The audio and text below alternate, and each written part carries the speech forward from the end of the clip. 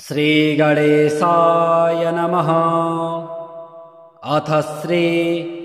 विष्णोरष्टोत्तरशतनामस्तोत्रम्। विष्णोर्जिष्णोर्वषट्कारो देवदेवो वृषाकपिः, दामोदरो दीनबन्धो रादिदेवोदितेः सुतः, पुण्डरीकः परानन्दः परमात्मा परात्परः, परशुधारी विश्वात्मा कृष्णः कलिमलापः। कौस्तुभोद्भासितो रश्को नरो नारायणो हरिः, हरो हरप्रियः स्वामी वैकुण्ठो विश्वतोमुखः। हृषीकेशो प्रमेयात्मा वराहो धरणीधरः, वामनो वेदवक्ता च वासुदेवः सनातनः। रामो विरामो विरजो रावणारे रमापतिः, वैकुण्ठवासी वसुमान् धनदो धरणीधरः। धर्मेशो धरणीनाथो ध्येयो धर्मभृतांवरः, सहस्रशीर्षा पुरुषः सहस्राक्षः सहस्रपात्। सर्वगः सर्ववित् सर्वः शरण्यः साधुवल्लभः, कौसल्यानन्दनः श्रीमान् रक्षः कुलविनाशकः। जगत्कर्ता जगद्धर्ता जगज्जेता जनार्तिः, जानकी वल्लभो देवो जयरूपो जलेश्वरः। क्षीराब्धिवासी क्षीराब्धे तनया वल्लभस्तथा, शेषशायी पन्नगारे वाहनो विष्टरस्रवाः। माधवो मधुरानाथो मोहदो मोहनासनः, दैत्यारिः पुण्डरीकाक्षो यच्युतो मधुसूदनः। सोमसूर्याग्निनयनो नृसिंहो भक्तवत्सलः, नित्यो निरामयः शुद्धो नरदेवो जगत्प्रभुः। हयग्रीवो जितरिपो रूपेन्द्रो रुक्मिणीपतिः, सर्वदेवमयः श्रीशः सर्वाधारः सनातनः। साम्यः सौम्यप्रदः सृष्टा विश्वक्सेनो जनार्दनः, यशोदातनयो योगी योगशास्त्रपरायणः। रुद्रात्मको रुद्रमूर्तिः राघवो मधुसूदनः, इति ते कथितं दिव्यं नाम्नामष्टोत्तरं शतम्। सर्वपापहरं पुण्यं विष्णोर्मिततेजसः, दुःखदारिद्र्यदौर्भाग्य नाशनं सुखवर्धनं। सर्वसम्पत्करं सौम्यं महापातकनाशनं, प्रातरुत्थाय विप्रेन्द्र पठेदेकाग्रमानसः। तस्य नश्यन्ति विपदां राशयः सिद्धिमाप्नुयात्। विष्णोर्जिष्णोर्वषट्कारो देवदेवो वृषाकपिः, दामोदरो दीनबन्धो रादिदेवोदितेः सुतः, पुण्डरीकः परानन्दः परमात्मा परात्परः, परशुधारी विश्वात्मा कृष्णः कलिमलापः। कौस्तुभोद्भासितो रश्को नरो नारायणो हरिः, हरो हरप्रियः स्वामी वैकुण्ठो विश्वतोमुखः। हृषीकेशो प्रमेयात्मा वराहो धरणीधरः, वामनो वेदवक्ता च वासुदेवः सनातनः। रामो विरामो विरजो रावणारे रमापतिः, वैकुण्ठवासी वसुमान् धनदो धरणीधरः। धर्मेशो धरणीनाथो ध्येयो धर्मभृतां वरः सहस्रशीर्षा पुरुषः सहस्राक्षः सहस्रपात् सर्वगः सर्ववित् सर्वः शरण्यः साधुवल्लभः कौसल्यानन्दनः श्रीमान् रक्षः कुलविनाशकः जगत्कर्ता जगद्धर्ता जगज्जेता जनार्तिः जानकीवल्लभो देवो जयरूपो जलेश्वरः क्षीराब्धिवासी क्षीराब्धे तनया वल्लभस्तथा शेषशायी पन्नगारे वाहनो विष्टरस्रवाः माधवो मधुरानाथो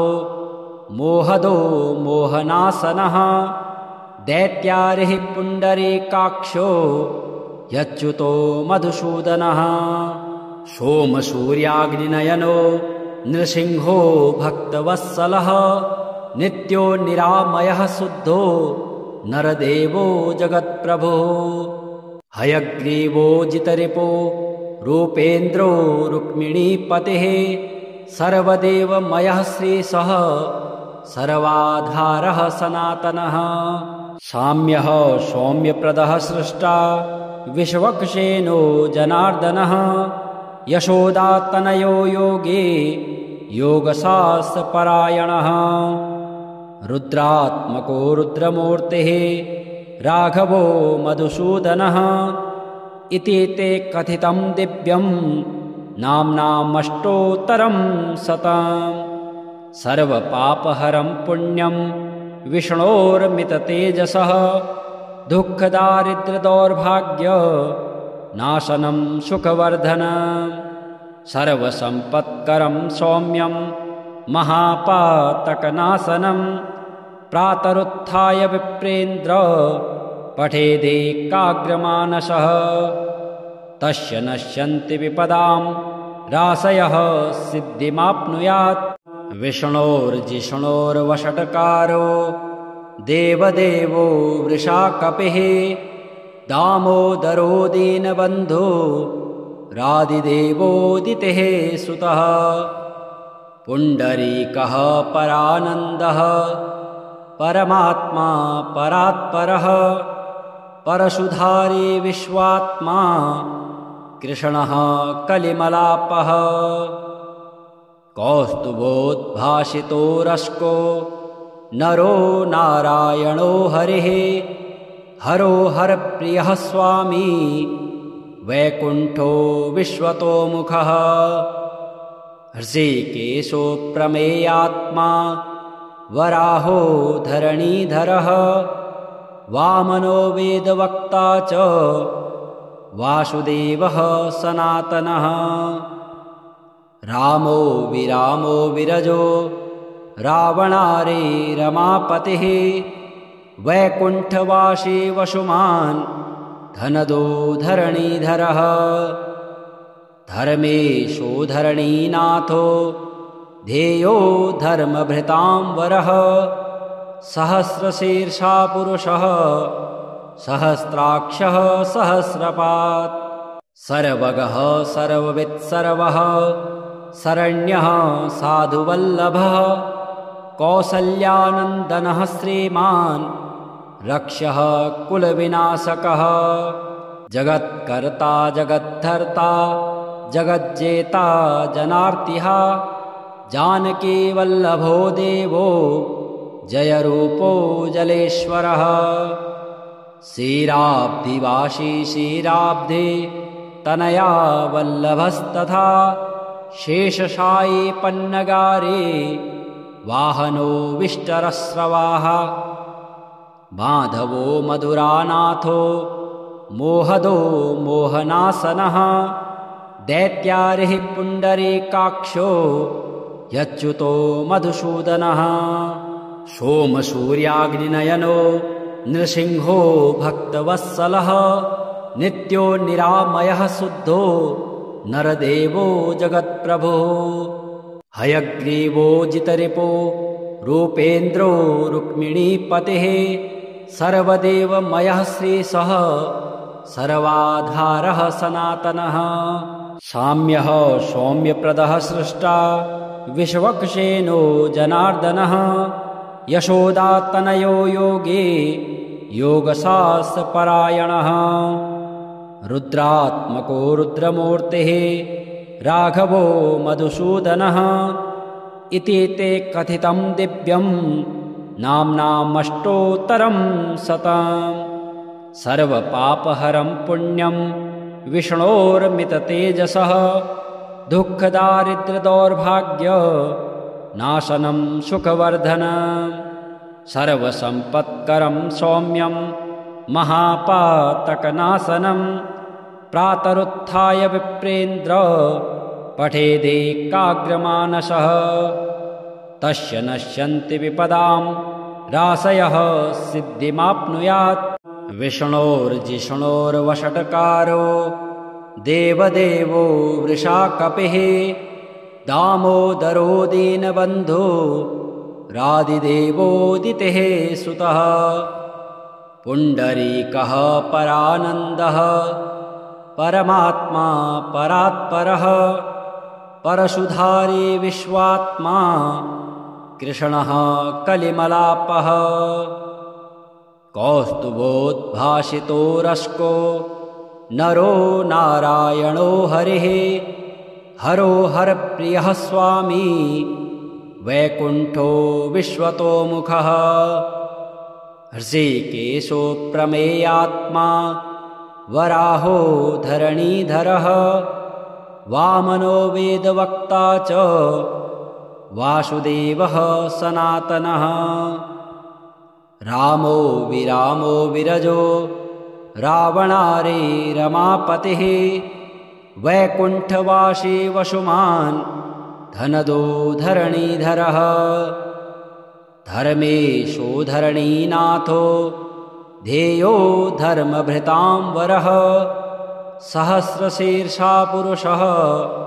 सहस्राक्षः सहस्रपात् सर्वगः सर्ववित्सर्वः शरण्यः साधुवल्लभः कौसल्यानन्दनः श्रीमान्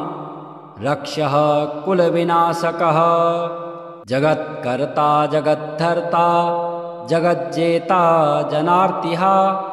जानकीवल्लभो देवो जयरूपो जलेश्वरः क्षीराब्धिवासी क्षीराब्धे तनया वल्लभस्तथा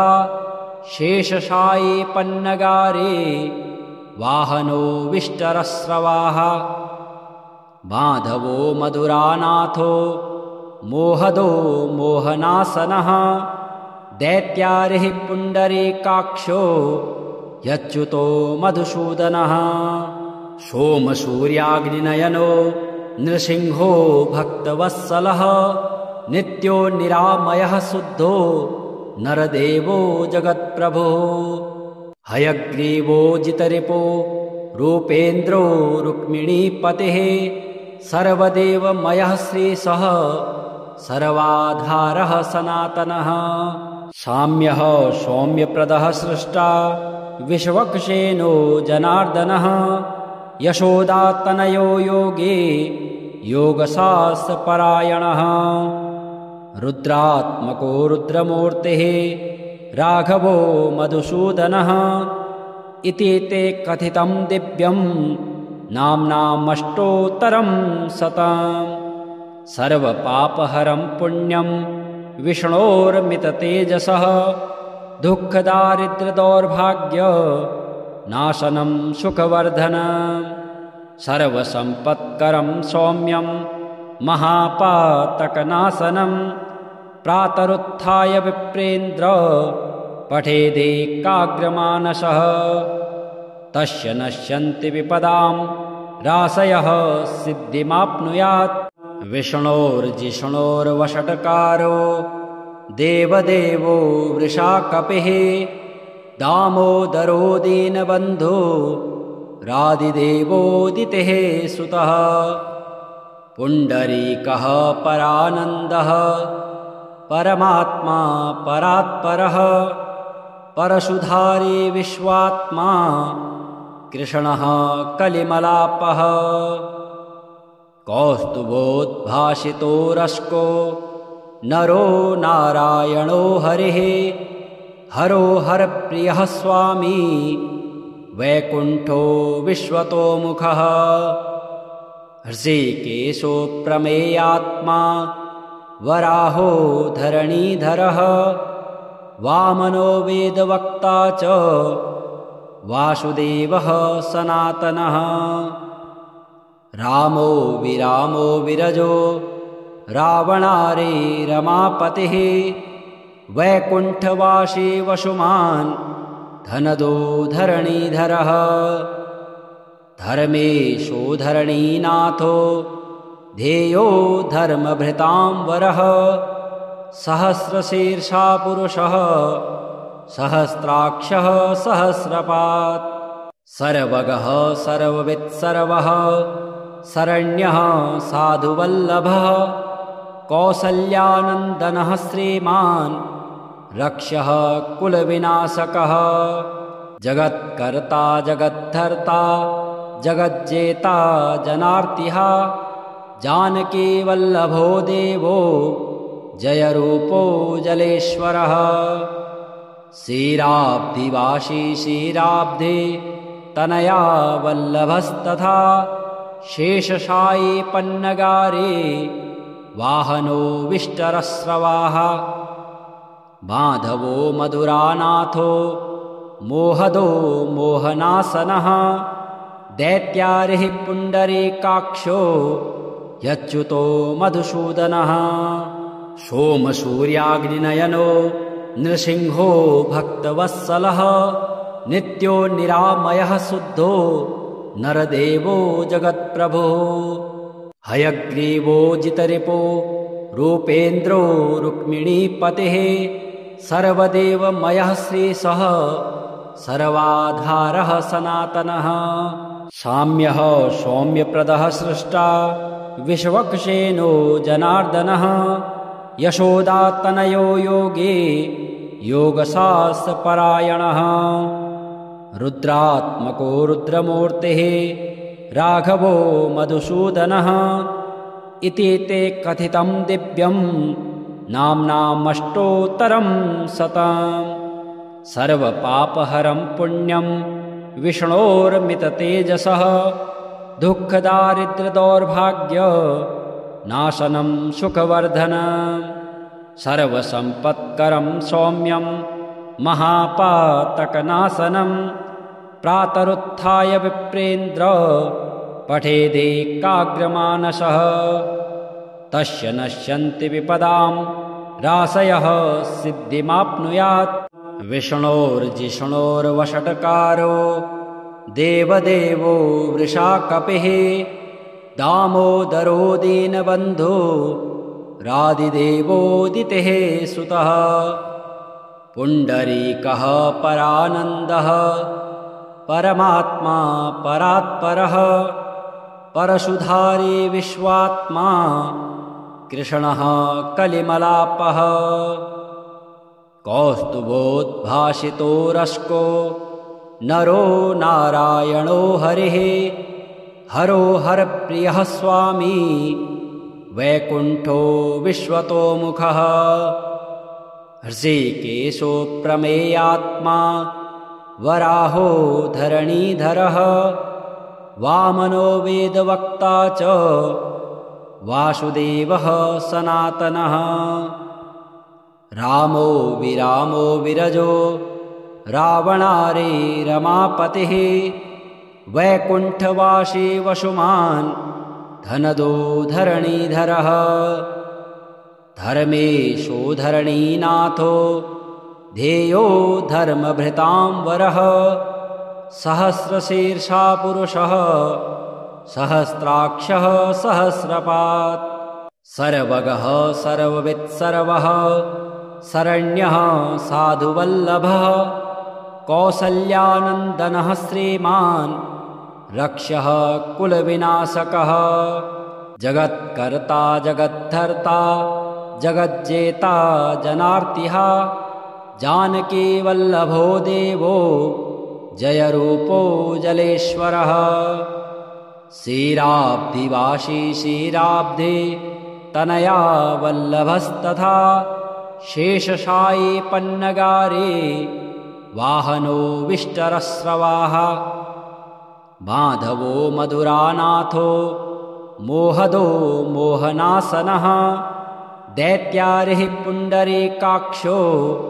यच्युतो मधुसूदनः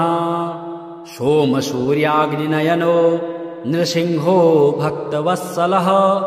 नित्यो निरामयः शुद्धो नरदेवो जगत्प्रभुः हयग्रीवो जितरिपो रूपेन्द्रो रुक्मिणीपतिः सर्वदेवमयः श्रीशः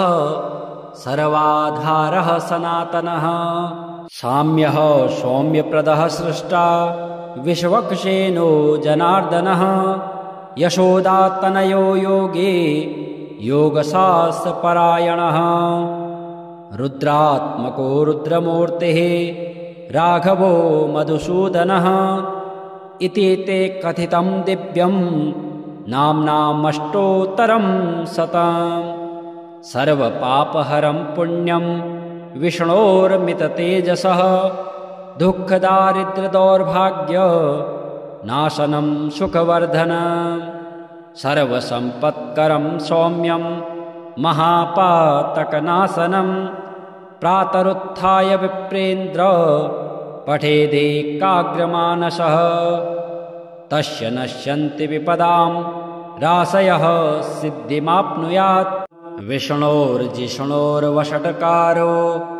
देवदेवो वृषाकपिः दामोदरो दीनबन्धो रादिदेवोदितेः सुतः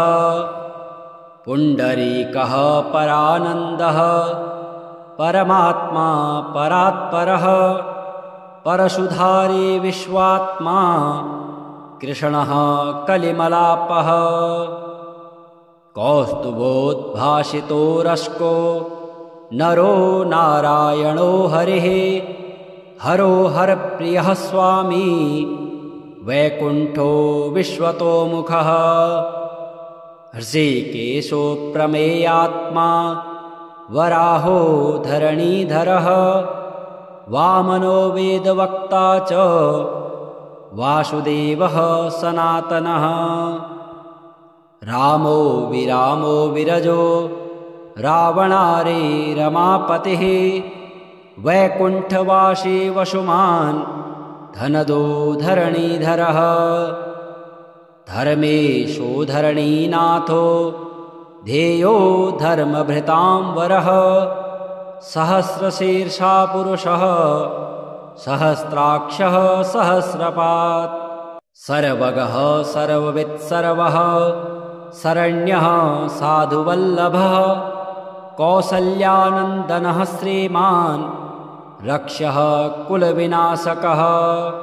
जगत्कर्ता जगद्धर्ता जगज्जेता जनार्तिः जानकीवल्लभो देवो जयरूपो जलेश्वरः क्षीराब्धिवासी क्षीराब्धे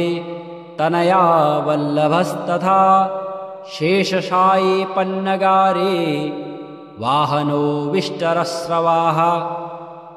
माधवो मधुरानाथो मोहदो मोहनासनः दैत्यारिः पुण्डरीकाक्षो यच्युतो मधुसूदनः सोमसूर्याग्निनयनो नृसिंहो भक्तवत्सलः नित्यो निरामयः शुद्धो नरदेवो जगत्प्रभुः हयग्रीवो जितरिपो रूपेन्द्रो रुक्मिणीपतिः सर्वदेवमयः श्रीशः सर्वाधारः सनातनः साम्यः सौम्यप्रदः सृष्टा विश्वक्सेनो जनार्दनः यशोदातनयो योगे योगशास्त्रपरायणः रुद्रात्मको रुद्रमूर्तिः राघवो मधुसूदनः इति ते कथितं दिव्यं नाम्नामष्टोत्तरं शतम् सर्वपापहरं पुण्यं विष्णोर्मिततेजसः दुःखदारिद्र्यदौर्भाग्य नाशनं सुखवर्धनं सर्वसम्पत्करं सौम्यं महापातकनाशनं प्रातरुत्थाय विप्रेन्द्र पठेदेकाग्रमानसः तस्य नश्यन्ति विपदां राशयः सिद्धिमाप्नुयात् विष्णोर्जिष्णोर्वषट्कारो देवदेवो वृषाकपिः दामोदरो दीनबन्धो रादिदेवोदितेः सुतः पुण्डरीकः परानन्दः परमात्मा परात्परः परशुधारी विश्वात्मा कृष्णः कलिमलापः कौस्तुभोद्भासितो रस्को नरो नारायणो हरिः हरो हरप्रियः स्वामी वैकुण्ठो विश्वतोमुखः हृषीकेशो प्रमेयात्मा वराहो धरणीधरः वामनो वेदवक्ता च वासुदेवः सनातनः रामो विरामो विरजो रावणारे रमापतिः वैकुण्ठवासी वसुमान् धनदो धरणीधरः धर्मेशो धरणीनाथो ध्येयो धर्मभृतां वरः सहस्रशीर्षा पुरुषः सहस्राक्षः सहस्रपात् सर्वगः सर्ववित्सर्वः शरण्यः साधुवल्लभः कौसल्यानन्दनः श्रीमान् रक्षः कुलविनाशकः जगत्कर्ता जगद्धर्ता जगज्जेता जनार्तिः जानकीवल्लभो देवो जयरूपो जलेश्वरः क्षीराब्धिवासी क्षीराब्धे तनया वल्लभस्तथा शेषशायी पन्नगारे वाहनो विष्टरस्रवाः माधवो मधुरानाथो मोहदो मोहनासनः दैत्यारिः पुण्डरीकाक्षो यच्युतो मधुसूदनः सोमसूर्याग्निनयनो नृसिंहो भक्तवत्सलः नित्यो निरामयः शुद्धो नरदेवो जगत्प्रभुः हयग्रीवो जितरिपो रूपेन्द्रो रुक्मिणीपतिः सर्वदेवमयः श्रीशः सर्वाधारः सनातनः साम्यः सौम्यप्रदः सृष्टा विश्वक्सेनो जनार्दनः यशोदातनयो योगे योगशास्त्रपरायणः रुद्रात्मको रुद्रमूर्तिः राघवो मधुसूदनः इति ते कथितं दिव्यं नाम्नामष्टोत्तरं शतम् सर्वपापहरं पुण्यं विष्णोर्मिततेजसः दुःखदारिद्र्यदौर्भाग्य नाशनं सुखवर्धनं सर्वसम्पत्करं सौम्यं महापातकनाशनं प्रातरुत्थाय विप्रेन्द्र पठेदेकाग्रमानसः तस्य नश्यन्ति विपदां राशयः सिद्धिमाप्नुयात् विष्णोर्जिष्णोर्वषट्कारो देवदेवो वृषाकपिः दामोदरो दीनबन्धो रादिदेवोदितेः सुतः पुण्डरीकः परानन्दः परमात्मा परात्परः परशुधारी विश्वात्मा कृष्णः कलिमलापः कौस्तुभोद्भासितो रस्को नरो नारायणो हरिः हरो हरप्रियः स्वामी वैकुण्ठो विश्वतोमुखः हृषीकेशो प्रमेयात्मा वराहो धरणीधरः वामनो वेदवक्ता च वासुदेवः सनातनः रामो विरामो विरजो